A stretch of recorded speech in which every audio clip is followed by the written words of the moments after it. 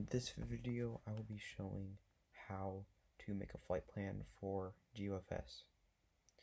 So obviously, in order to do this flight plan, you need to be in Geo.fs, so go ahead and open Geo.fs. And there's also one more thing that is needed to be done before making a flight plan. You need to get a couple of add-ons to the game, and there are plenty of videos on how to do this on YouTube, and so I will give the links to those videos in the description.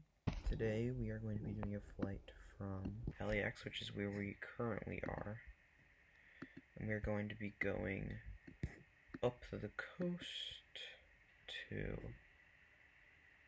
San Francisco. So right now we are in LA. We're at LAX, runway 24 left, I believe. So here we are. So now, next you're going to go to the link in the description, skyvector.com. So, LAX to KLAX, which is the abbreviation for the LA airport, and then destination KSFO for San Francisco. So our direct flight should show up here. So our direct flight is 293 nautical miles.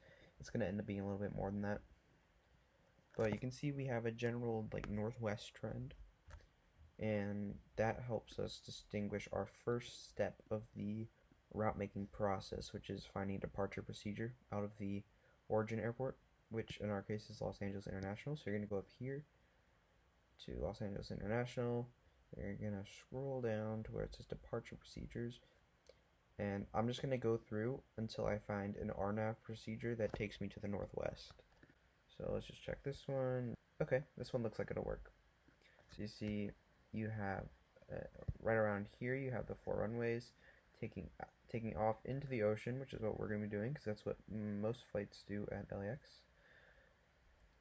We are on the top runways, I believe, and so we're going to be taking off because we're 24 left, which is this runway right here. So we're going to go Duri, Any, Nonk, excuse me if I'm pronouncing these wrong, Dark, Fix It, IK, and then we'll figure out what direction we want to go from there. So right here, you're just going to enter them in. It's pretty simple. So Duri.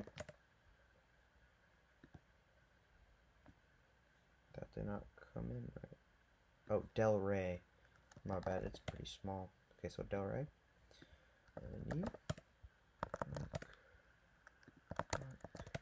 Fix it. Alright, so that's our departure procedure for just the very beginning of our departure procedure, which just gets us out of the LAX airspace. So now we're just going to continue going northwest. So it looks like taking Tessia and then Scatter will be our best route. So we're going to go ahead and do that. So Tessia and Scatter. Alright, so there's a departure procedure. Pretty simple. The bigger the airport, the more departure procedures they'll have, and it's usually easier to pick one that takes you in a more direct route to your destination. So that's just 7 or 8 waypoints. Nice and easy. Okay. So now I usually like finding an approach procedure. So I go to San Francisco and I go all the way down to standardized terminal arrivals, and once again find an RNAV. So I'm just going to find one that takes me from where I am to the airport. So this one isn't going to do it. That one's from the north, so we're not going to. That one also looks like it's from the north. This one isn't an RNAV, so I don't believe I'm going to use it. It's always good to use RNAVs because it just tends to work better with GeoFS. Just keep looking, keep checking. Okay, we're going to use this one. So you see how it kind of takes a northwest trend. So that's kind of what we're looking for. So Scatter, we'll go to Surfer, and then NRRLI, Waves, Epic, Follett, Eddie, and that should get us pretty close to the airport. So now that we have our approach procedure, we are going to look for a landing procedure, basically. We can either use an ILS or we can use an RNAV. I prefer RNAVs, but ILSs work the same. I mean, they show the waypoints. Okay, now what I like to do is look in the approach procedure to see if there are any hints about what runways are good to land on with this approach. So I'm just reading this arrival route description. It says here, this is what I'm looking for. It says expect assigned instrument approach runway 28 left or right. So we're gonna go ahead and look for RNAV runway 28 left. Okay, so here we go. We got all of these. And it also gives altitude, but that's just like a little guider if you need it. Okay, so as you can see, this RNAV for runway 28 left starts really far out at Faith. Like, let me just show you how far out that is. So that's all the way out here. So we'd have to like backtrack. So we're just gonna follow this, just keep entering them in until we get a more linear thing here. So we're gonna try and meet up at around here, one of these points. Just based on like looking at the geography, it's gonna be like Duyet or Hemon. So we're gonna try Hemon. Okay, there we go. Yep, so that looks about right. Pretty linear. So we're gonna go Hemon, Duyet, and then Nepid. And if you're wondering where I'm getting those from, it's this. It goes Hemon, Duyet, Nepid. And as you can see, if we were to zoom in a little bit, that's going to take us straight in to a runway, an actual runway, not just the airport. If you don't add this part, you're just going to end up flying to the airport, and you're not going to be in line with the runway. It's very important. One thing I like to do is add the runway coordinates. So there'll be a link in the description to this site. It's just latlong.net.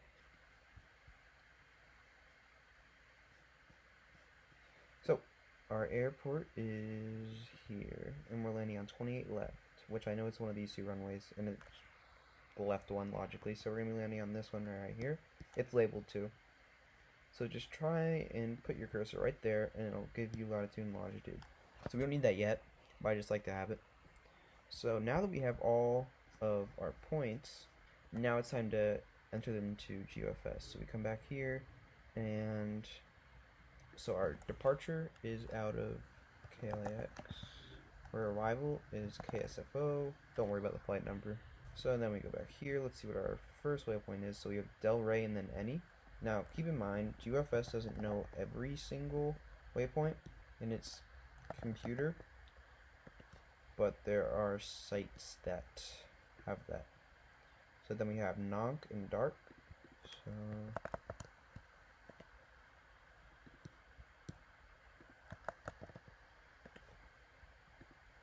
okay. And then we have Fixit and IK. Now, just a little observation of mine, I'm noticing that there's a really big discrepancy between these 3 points here. It goes 33, 40, 33, and negative 118, negative 90, negative 118, which is usually an indicator that you got the waypoint wrong. So let me just go make sure it is Dark. Okay, yes, I did get the waypoint wrong. So you see here, it was DARRK, and I put DARKK, but I want DARK, and that should change it. Okay, it didn't. And all that means is that it does not carry that waypoint in Geo.fs. So what we're going to do is go to this website, airnav.com. And this site is really good for finding any waypoints in their coordinates. So once you get here, you're going to go press airspace fixes, name, or put in the exact name of your waypoint. So we have DARRK, I believe. And here it is. So make sure that it's in the right place. So yeah, it's in Los Angeles County. And here's our coordinates.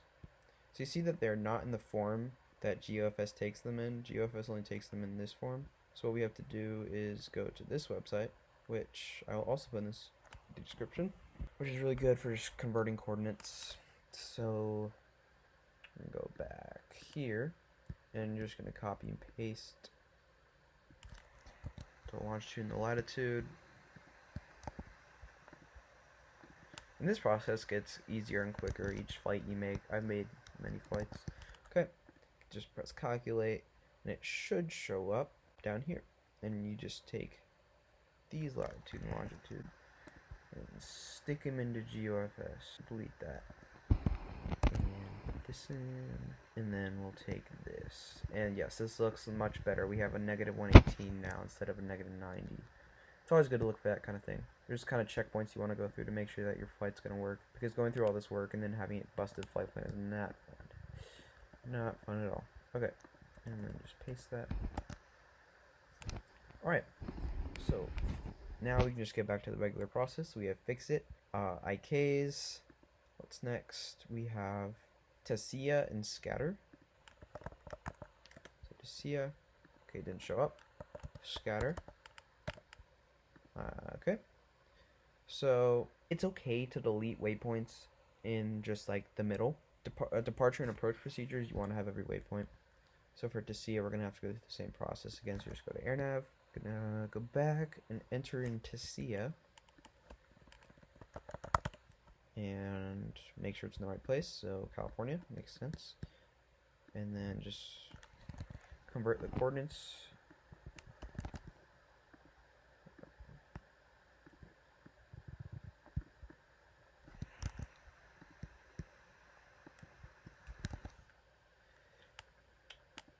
Calculate and then copy and paste.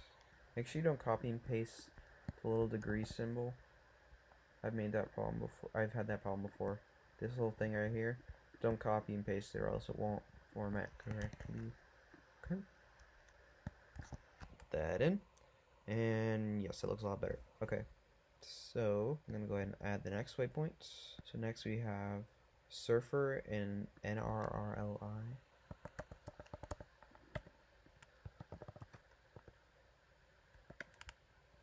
Okay. Add the next ones. Waves, Epic. Okay, didn't show up. Okay, Epic. Follette, Eddy. We're reaching the latter stages of the flight. Okay, that one I know I entered incorrect. So we'll just worry about that later. Follette, Eddy. Heman, Duyet.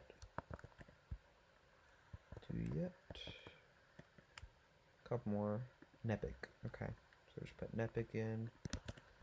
And then make sure you add space for one more because that's where we're going to put our runway heading. Not our runway heading, our runway latitude and longitude. So now we're just going to go ahead and find Follette because it is part of our approach procedure, so we want to make sure we have it or else things could get a little messed up. Not always, but we just want to make sure. And make sure it's around San Francisco. Okay, yep. Go ahead and convert it. Okay.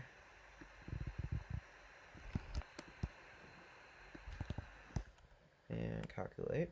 And then copy and paste.